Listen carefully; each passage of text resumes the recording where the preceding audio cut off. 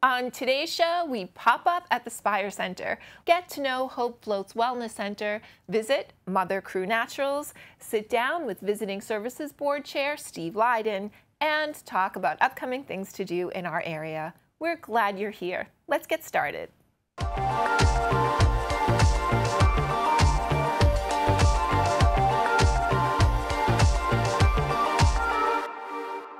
When it comes to live music in our area, the Spire Center is the place to be. Tiff popped up at this local hotspot to talk to music lovers and get some hang time with the band.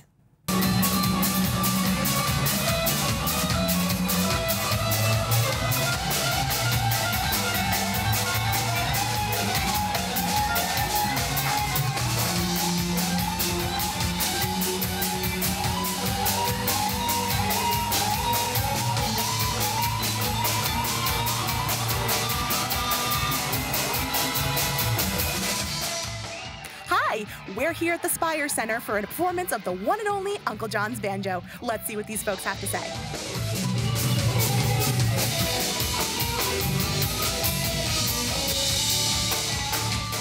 I'm with Ethan and Connor from Uncle John's Banjo. Well, thank you for having us today. We're so excited to film you guys. Yeah, absolutely.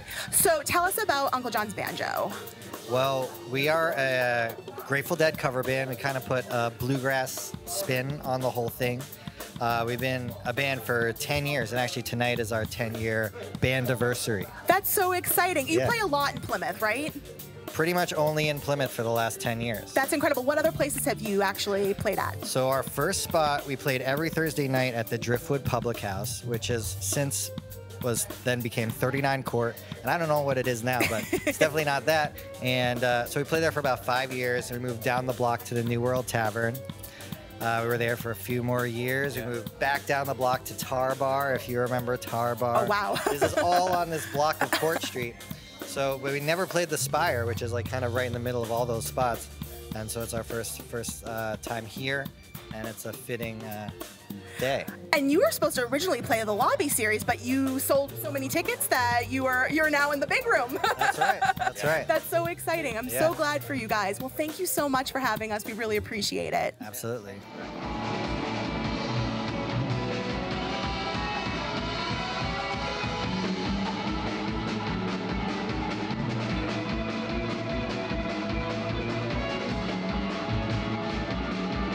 Steve here. Steve, you've been following Uncle John's Banjo for a really long time. How long? About 10 years when they first came to Plymouth down at the old Driftwood.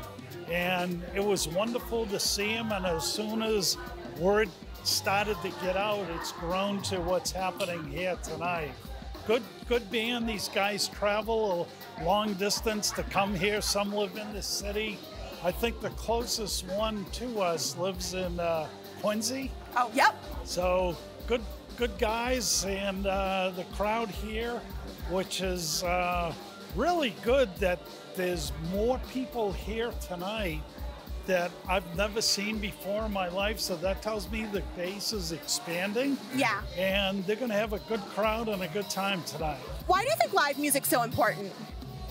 Oh, it's good. You get to dance and exercise.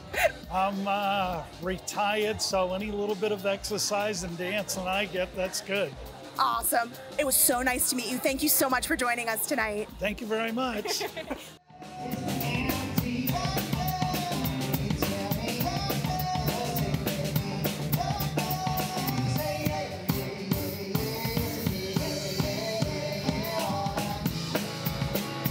With Miss Margie. Hi. Hi. You are a volunteer at the Spire. What's that like? It's great. Yeah? I love it.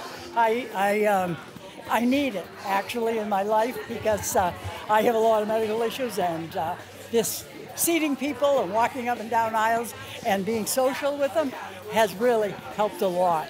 And music, I get music too. Oh, that's amazing. How many shows have you done? Do you know? Oh, I don't know. It's been quite a while. Yeah. Well before COVID, so oh yeah. So it's been a long time, and I'm here usually 2 nights a week. I'm here a lot. I'm quite a volunteer. Yeah. Wow. And Yeah. you're really busy in the community as well. What I else am. do you do? I sure am. I'm chairman of the the town's energy committee. I'm on the Distinguished Visitors Committee. I represent my church at the Plymouth Area Interfaith Clergy. Wow. I could go on and on and You're on. amazing. But I'm running. It's people like you that make this community so vibrant. Thank you for all you do. Thank you.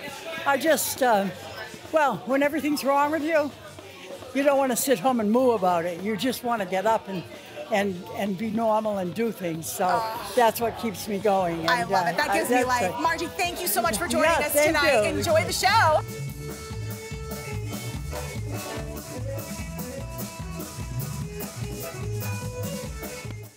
I'm with my new friend, Bob. Bob, you were at Woodstock 69. What was that experience like?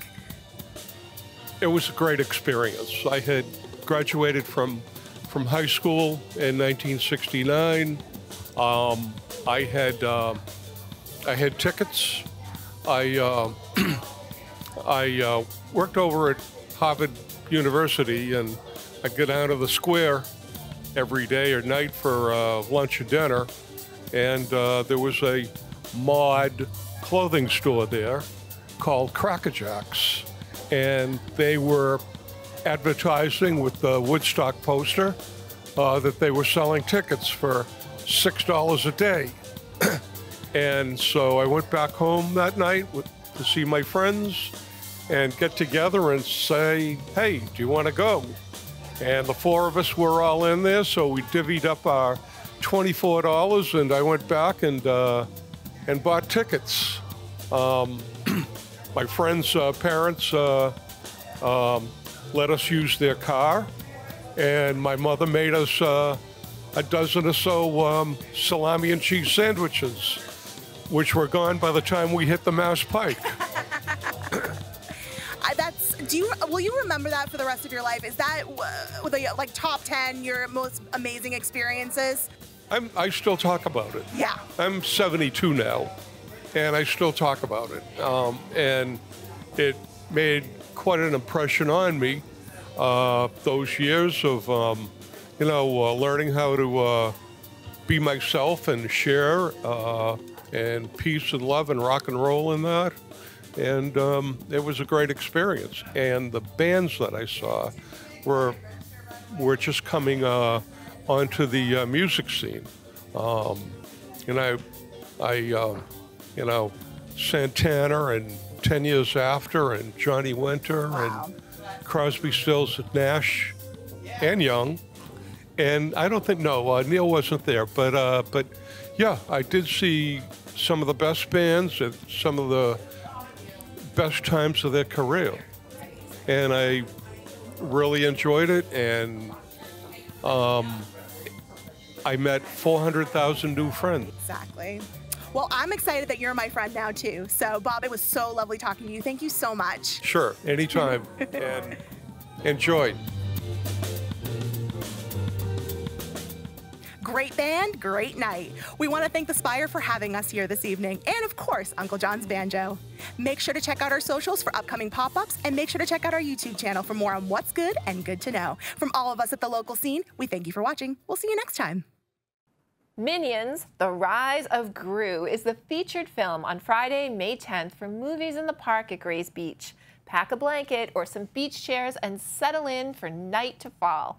The movie starts rolling at dusk. Hosted by the Kingston Recreation Department, complement your movie under the stars experience with delicious treats from local food trucks. For this free event, the lot is open to the public. No parking sticker required. Bring a flashlight. It's recommended for getting back to your car in the dark after the show is over. This is a fun group activity for all ages. Grays Beach Park is on Grays Beach Road in Kingston. In the palm of your hand is a world of photography, and if you're interested in exploring it, the Duxbury Senior Center is offering 2 iPhone photography classes taught by Kev Tech Services. In the first session, Taking and Organizing Photos, on Thursday, May 9th, Kev Tech Services will go through the basics of the camera app, explore the camera features, and adjustments that can be made for taking pictures in different settings. The class on Thursday, May 23rd, is all about editing photos. how to use filters, adjust color and lighting, and how to crop and resize. You'll also get the basics on how to organize your photos so you can locate them easily afterward. Each class begins at 2 p.m. and costs just $10 to attend. Sign up for one class or both on the Duxbury Senior Center website or by calling 781-934-5774 extension 5703. Ahead of the wave of summer tourists that will soon be hitting our streets, the Spirit of Plymouth invites you to join them for Tourist in Your Own Town, a walking tour revealing Plymouth's history through the lens of you and your neighbor's eyes. Because who can tell it better than a townie? On Sunday, May 19th, meet up for a stroll with other locals to share stories about the history, legends, and lore of America's hometown. The tour starts at 7 p.m. on Main and Court Street in downtown Plymouth. Please call 508-517-8355 to reserve your spot. Looking for a unique shop with some funky finds? We went on the local scene to Mother Crewe Naturals. I lived in Florida. I was born and raised in Florida, and we started our family in Florida. And I went to school for history, and I've always loved art and history and literature. We came and visited my husband's family in Plymouth, and I just fell in love with the town, like immediately. All of the stories, the family stories, the local history. You walk through these streets and you can just feel it. When we moved here and in the middle of the pandemic, I joined some markets and festivals, and when I did that, people were coming over to the booth like begging for workshops and classes just to learn what to do. And so that's how it naturally evolved to that. And so if you asked me 5-6 years ago, if I would be doing this, I would say no. But it's something that I really love and enjoy, and something that doesn't ever feel like a job, but it's just naturally evolved into this. When people were asking to do workshops, I could only bring in like 2 people at a time. Brought in 2 people at a time and was just making candles and, you know, different arrangements and things like that for people, which I think was also very grounding for people too. And so the interest just grew and grew. The decision was made that we would bring in local art and businesses too. So we started in that space as doing that. We've gotten too large for that, so now we're here, and we've been in this studio in the same building though, but we've been in this particular one for almost a year and a half. When local businesses come in here, I want them to feel valued, to feel at home. Customers too, and attendees of workshops too, but really the business owners as well. This is not a retail space. This is a lot more than that. The essence of hygge, like the Danish word hygge, was what our vision was into creating this. And it helps that there's a bunch of artists in here too. So, you know, just putting that aesthetically together, and it's eclectic, but it's cohesive. And I think that curating a space like that for local businesses, it's appreciated. People understand that when they walk in here, who are they buying from? Why are they buying this? And having everybody's story there, who are they supporting? It goes a long way, and our customers really appreciate that too. It's really evolved into bringing like a humanity aspect to it. It's not just business. We want not just talent in here, we want good people. It's not a clique, it's a community. And the people in here are the most supportive people that I have ever come across. And we're ultimately like a family. One of the biggest focus points of Mother Crewe is that even though the studio is owned by me, this is a collaborative space. You know, everybody has like their own sense of responsibility, and everybody does an amazing job of doing that. But we have a really great group of team members that volunteer their time too and help with the day-to-day, daily grind. It's really cool to see people that come in and like what they're looking for too. And that pull from, you know, the customer to the artist or the business owner, you know, like we want to incorporate so many things into the studio by doing like the plant terrarium bar, Mother's Cupboard with the local food, and then the apothecary too with all the local products and herbs. So it's really cool to see who comes in and like what they're looking for, but then also what they find.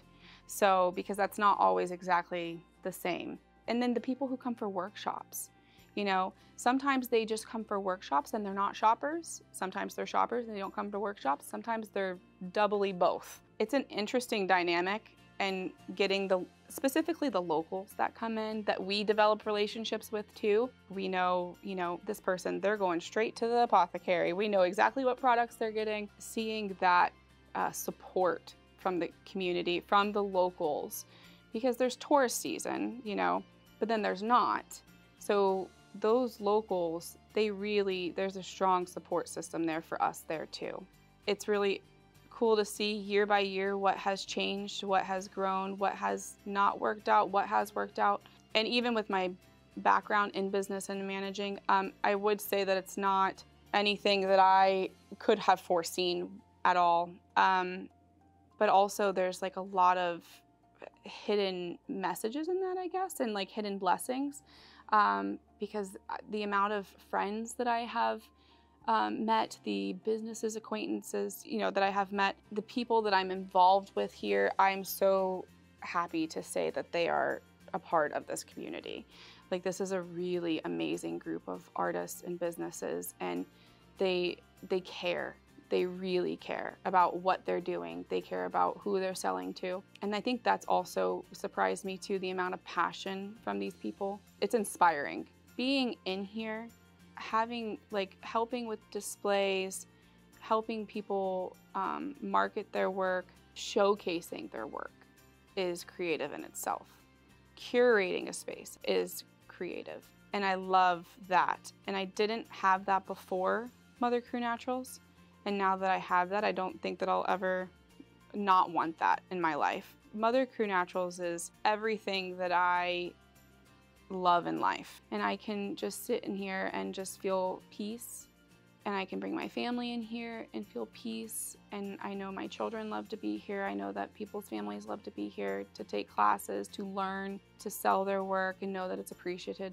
So I think that with that, there comes a sense of responsibility first, but also pride. There is a pride to it. The fact that I know these people and I'm working with these people, I'm really proud of that. I think that that's the longevity of this. I enjoy what I do. I enjoy knowing these people. I enjoy working with these people. And having a healthy balance of, you know, business, but also relationship, like personable, it makes a happy place. In 1871, a group of Boston entrepreneurs formed the Standish Shore Company and built what would become a hub of entertainment and activity. During its brief existence, the Miles Standish Hotel became a popular hotspot for city folks from Boston, New York, and beyond who gathered there for regattas, the golf course, daily music concerts, and weekly balls. On Saturday, May 4th, town historian Tony Kelsa will be leading a discussion of the history of the Miles Standish Hotel at the Duxbury Senior Center from 12 to 2 p.m. Nostalgic hotel treats will be served, and everyone will get a copy of the original Miles Standish Hotel songbook. This talk is part of Out to See Duxbury, the day-long multi-location celebration across town. The Duxbury Senior Center is at 10 Mayflower Street in Duxbury. Living with the anguish of losing someone you love can be disorienting, overwhelming, and feel very lonely. We went on the local scene to Hope Floats Healing and Wellness Center, an organization that serves to bring comfort, peace, and coping skills to those who are grieving.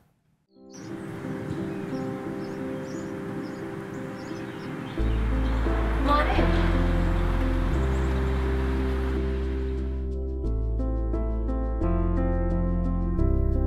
Ken and Denise Brack co-founded Hope Floats in 2008. They lost their son Michael in 2002 tragically, and they realized that there was such a great need for support in the community for such intense loss. So they set out to find a serene place, welcoming families who are coping with grief to come and find some healing.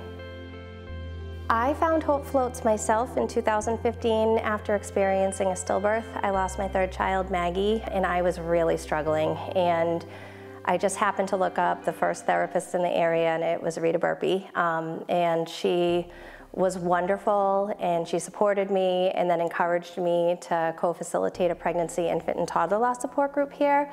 So I was a volunteer for a while and then joined the board of directors and then was offered the job as the managing director in 2022. And it's just been wonderful working with all of these families. I first heard of Hope Floats back in 2016 after two very close friends were impacted by loss. So what they said was that Hope Floats was like a lifeline for them as they started navigating their grief journey. They had participated in the pregnancy, infant, toddler loss group. And from that friendship, I was actually able to meet Denise and start volunteering with Mike's Club, which is our children and family program. And then I've been so grateful to be able to grow here in different roles as the agency has grown. My story, I guess, could start when I was 4 months old. My father died, and my mother was left with 4 children. Fast forward 43 years, and my husband passed away from prostate cancer. He fought for 6 years. It was a great battle, but I ended up losing him, and I had a 9.5-year-old to raise. Hope Floats came along, and it was the best thing ever. Love it here. I love everything we do here. My son even grew here. Like, he was like, yeah, these kids all have someone that died, and I'm not alone, and this is the only place where kids can feel not alone. Because in school, not everyone has a parent that died. We have such a wide range of programs. We have adult support groups that are free, ranging from overdose loss, child loss, suicide loss support, parent loss for adults, sibling loss for adults. We have a program for kids ages 5 to 18 who have lost a parent, a caregiver, or a sibling. In addition to that, we have holistic retreats where we welcome people, sometimes, people who have cancer. We have a Bereaved Mother's Day retreat coming up in May, and it's the Friday before Mother's Day, so we hope to pamper some of the bereaved moms in the community before going into a really tough weekend. Mike's Club is our biggest program. That's our children and family bereavement program. Currently, we have 85 families enrolled, and that's 159 kiddos that we're able to support and 73 adults that are participating in the program. So we meet every other week throughout the school year. It's an entirely free program that families can just call and register for and sign up for. And what we do is we do a lot of creative, art-based and music-based activities with the kiddos because it can be hard. It's such a heavy subject to tackle, especially with kids. So we try to be really creative and make it as fun as possible to give them an outlet to talk about their feelings. A majority of the kiddos who participate in Mike's Club have experienced the death of a parent, but we also have kiddos who have experienced the death of a sibling, or it could even be an immediate family member who was living in the house with them, like a grandparent who they saw every day. We do our family nights every month. Again, that is for the children and families that have experienced a loss, and we do the group crafts. And this year we actually did a really big one for March. So we turned Hope Floats into Hogwarts, and we did a lot of activities around Harry Potter.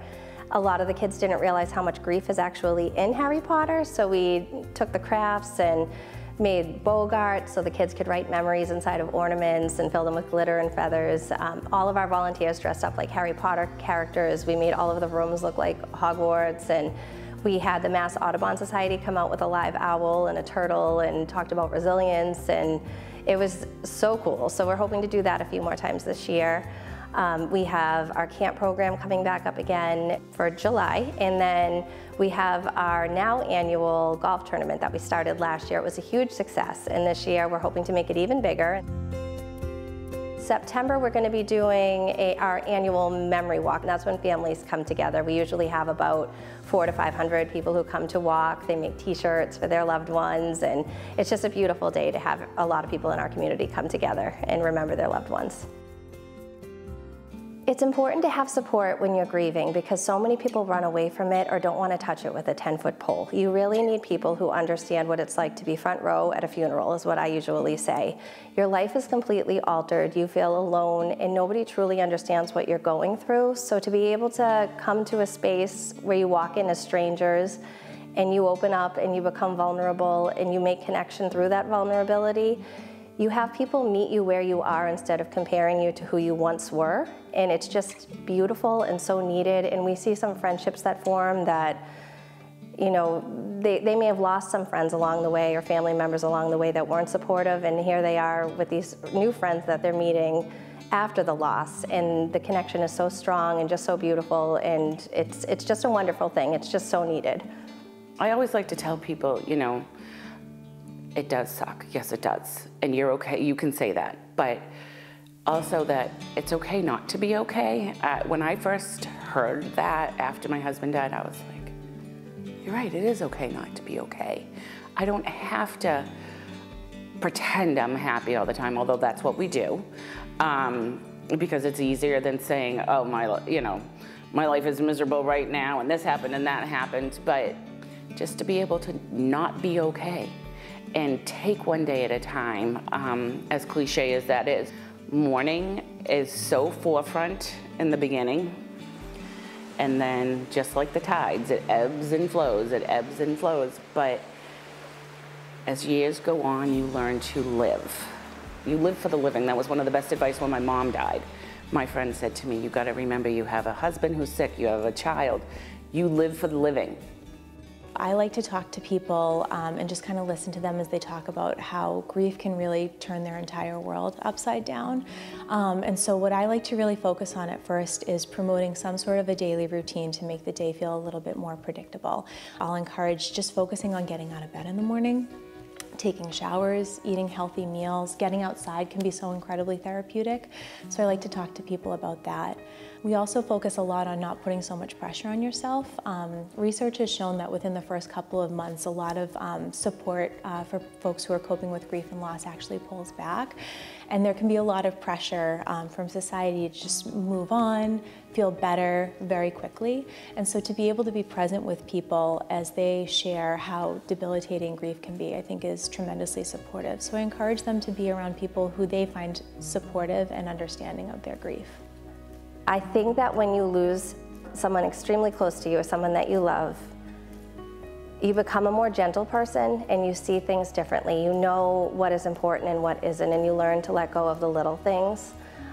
I always try to live for Maggie now, and so it's like my bucket list isn't just my bucket list anymore. It's things that I want to bring her to and have her experience, and so I'm living for her. And if you can do that, then you can find that light again, and if you could find your people that you could share it with, it just makes it that much better. Hope Floats is an extremely special place. Even just walking the grounds, I feel like people will come in for a first appointment or to join a group for the first time and they'll say, I feel like I'm getting a big hug. And I have heard so many people say that. I think people feel safe here. I think they feel seen, they feel heard. And it's exactly what you need when you're going through it. You need to be seen, you need to feel safe, and you need to be heard. Everyone's always willing to help. And, you know, if there's a crisis, who's there? Hope Floats. Hope Floats is there, not only for this small community, but for all the surrounding communities. And I always tell people, that's one of the things I do tell people, call Hope Floats. They're gonna help you. If you relate to the famed adage, one person's trash is another person's treasure, you might be someone who enjoys crafting. When the scraps of something left behind get repurposed into something new and wonderful. Come trade your leftover or unused craft materials for something new to you at the Kingston Public Library Craft Supply Swap on Saturday, May 18th from 10 a.m. to 12 p.m. Come by, take what you need, and leave behind the materials you no longer want. The Craft Supply Swap will be in the teen room and is a passive drop-in program open to all. Art event gurus and Nebri Art are joining forces with Plymouth Pride to bring back the highly anticipated Plymouth Art on the Green Fair for the 2024 season. On May 4th from 12 to 4 p.m., 26 Court Street in Plymouth will be alive with a vibrant, immersive celebration of local artists and community. Browse and buy unique art while enjoying the experience of creative demonstrations and chatting with artists directly about their creative processes and work. Expertise in a range of mediums will be on display, including ceramics, paintings, sculptures, and so much more. This event is free and open to the public. A cornucopia of crafts will be on display Saturday, May 11th from 10 a.m. to 4 p.m. at the Overlook Clubhouse in Plymouth. The Great Island Artisans Guild is holding Arts in Bloom, a huge arts and crafts fair featuring over 30 vendors, including guild members and outside makers. It will be a great place to buy unique gifts or a special treasure to decorate your own home. The Guild knows that shopping should always be fun, so there will be a free drawing every half hour for $10 that can be spent with the vendors at the fair. Overlook Clubhouse is at 149 Great Island Road in Plymouth. Next up is Julie Thompson with a closer look at Plymouth. Today, on A Closer Look, we are taking a look at the Visitors Service Bureau in the town of Plymouth. And we have the chair of the Visitors Service Bureau, Steve Lydon, with us. Welcome, Steve. Thank you, Julie. I appreciate being here, and I'm really glad to tell people about the Visitors Service Board. As it's known. Right. So before we get into the Visitors Service Bureau, you're a very familiar face within the town of Plymouth. Could you give a real brief bio of how you got there and why you are now the chair of the VSB? I've been in the town of Plymouth for 40 years. I served on several boards. An old friend of ours, Kenny Bukes, was on the Visitors Service Board and got me interested in it. And that's why I got on. And a couple of years ago, I was elected to be the chair, which is, it's been great. We have a great board, and we do a lot of great work. Wonderful. Okay. So now let me ask you about how the Visitors Service Bureau was started. Back in 1993, there was an article at town meeting which was voted for, and it had to go to the state, and a special legislation act approved it. Our funding is 45% of the hotel, motel, and Airbnb tax. The town gets 55%. Okay. So the tax, when you check out of a motel, does it say Visitors Service Bureau tax, or is it the state? Is it the town of Plymouth tax? What? No, the state takes it. The state takes it, and then the state allocates our funding from that. It's like the meals tax or other taxes. Okay, so the state gets it first, and then you get, and of the pile of money that you get, the town gets 55%. Correct. And the VSB gets 45%. Correct. Okay. So, and this has been since 1993. Yes. And it's worked well? It's worked great. Okay.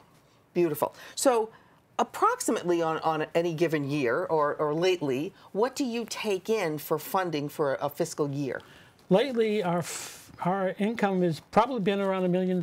So you take in $1 million. Yep. What are the stipulations when you're applying for grants from the Visitors Service Bureau? It has to be tourist related, and we have matches where when you request so much money, you have to match it. Okay, so if you request $10,000, you also have to get $10,000 on your own. Well, okay. it depends on how much money you request. Okay. It goes up as the more money you ask, the higher your match goes. Okay. And 10% of our budget has to go for infrastructure. So it has to be tourism related, and 10% of that, whatever you're getting, has to go for infrastructure. Can you explain? Give me an example of what that means. Sure. Infrastructure could be anything. It could be the Welcome to Plymouth sign, the brand new sign you see down at Court in North Park Ave. Yep. This year, you're going to see a brand new Christmas tree. Okay. It's 32 feet. Yep. It's lidded and it's artificial. Wow, artificial. Artificial, because it's so hard to get Christmas trees now. So this will be a permanent thing, yeah. Where is it going to be kept? Right. Well, we have a storage trailer. Great. So it'll be put in there. Okay. And that all came from Nick and our the Parks Department, and also our town manager, Derek. Okay. Who wanted something more than the tree lighting. So we. Right. Last year we gave him the stage and we gave him the lights. And it was a big event last year. That's right. I remember we covered it and it was wonderful. It was so well attended. And it's getting bigger. Okay. And it's getting better. So that's a perfect example of now you do a lot with the chamber, for example. So let's say Bark in the Park, which is for people and their pets. What is the infrastructure part of that? There's no infrastructure. That's just a grant that we give them so they can afford to do the event. So that helps them pay for the police, the fire, ambulances. It's very expensive to do an event. Okay. People don't realize how expensive it is, but when you have to pay for all those services. Right. Well, aren't those kind of considered infrastructure? No. They're not. Okay. No. Infrastructure is like like the Christmas tree, like the rail trail. We gave David Gould money for that. That's the. And where does the rail trail go? From Cornish Park, from Stevens Field.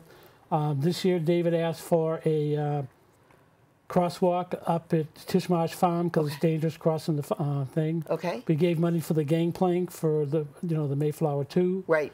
So it's signage, it's things like that. Okay. Now, can people go to the website and see what was given this year? Is that public information? If it's not posted, if you want it, you could call the Economic Development Department, and our assistant Laurie would gladly give that information. Okay, so people can find out what happened. Yeah, it's and not where. a secret. So. It's not a secret, right? And it says that it's mostly nonprofits that you give to. Right. But you also can give to town entities, or do you only give to nonprofits? No, we give to town entities like the town departments. Okay. We've given to the harbor master. We've given to David Gould, the Marine and Environmental. Yeah. We've given to the Parks Department. A lot of different things, that we support. And I know America's Hometown Celebration, or known as the Thanksgiving Parade, you support them a lot. Yes, we do. Ollie came to us one year, and he was sure if he was going to do the shuttle. Yeah. So we funded him. I think it was $22,000 to do the shuttle. The shuttle, okay. Yep. All right. So there's a lot of potential here for people to get funding, yes, grant funding, for activities and events that promote or encourage tourism. Yes, there is. And it's just for the town of Plymouth, or is it? Not for the town of Plymouth. Just for the town of Plymouth. Okay. What are the biggest misconceptions about the VSB? I don't know, because unfortunately not that many people know about it. Right. And that's why I'm glad to be here, because I can talk forever about all the things that you've done. About all the things we do and the people that affects the chamber, Ollie DiMassino and Thanksgiving, the 4th of July, the parade, the fireworks, the Philharmonic, the concerts, Project Arts. Yeah. The art chairs we had. Yeah. For the cultural district. So you get involved in an awful lot. It is, and they're great people. Yeah. And most of them are volunteers. So the people on your board get together and decide when the grants come in at a certain time of year, and you have to apply for a grant. Yeah, apply for a grant. And you have to, and I've seen the application, it's pretty specific, so you have to know what you're doing. And then you guys all get together and decide? We probably have 2, possibly 3 meetings. Yeah. And the 2, we invite people to come in to present their grants, and we have any questions we ask. Okay. And the 3rd meeting is we sit down and we have a spreadsheet that we send in, prior to the meeting to Laurie, and then we go over the spreadsheet and we agree on the amounts that people should be getting. Okay. And in the end, you have to report this out to town meeting? Town meeting is, we have to report. It's called a promotion fund. Yep. And that's what the VSB, administrates. Yep. So we have to go to town meeting to get them to approve to accept the money from the promotion fund. But it's basically, And you let the select board know what you're doing. They know. Okay. Yep. Okay. Yeah. We go before them, and we go before the FinCom. Yeah. We go through all the same agencies everyone else would be. All right. And now people will know about the Visitors Service Bureau here in Plymouth. So the website has a link to it. Yes, it does. And the grant is on it and other information, and we encourage you to go see it. Thank you so much for your time today, Steve. Thank you, Julian. Thank you for having me. I really appreciate it. Absolutely. Thank you. Getting older is no picnic. Physically and mentally, you're facing challenges that can feel insurmountable. But there are ways to tackle aging and thrive doing it. The Duxbury Senior Center and Old Colony Planning Council are holding a fun forum-style discussion called Live Your Life Well on Wednesday, April 24th from 10 a.m. to 2:30 p.m. Community partners will be on site to guide you through 10 specific tools you can incorporate into your life to feel stronger and more hopeful. Covered will be connecting with others, staying positive, being physically active, providing help to friends, getting the amount of sleep you need, doing things to create joy and satisfaction, eating well, taking care of your spirit, suggestions on how to handle hard times in healthy ways, and getting the right help when you need it. A continental breakfast and lunch are included in this event. It's happening at the Center's Ellison Large Side. Space is limited, so be sure to register through the Senior Center's website or by calling 781-934-5774, extension 5703. And that, my friends, wraps this, our 200th episode of What's Good and Good to Know on the local scene. And we're just getting started. Thank you for watching. We'll see you next time.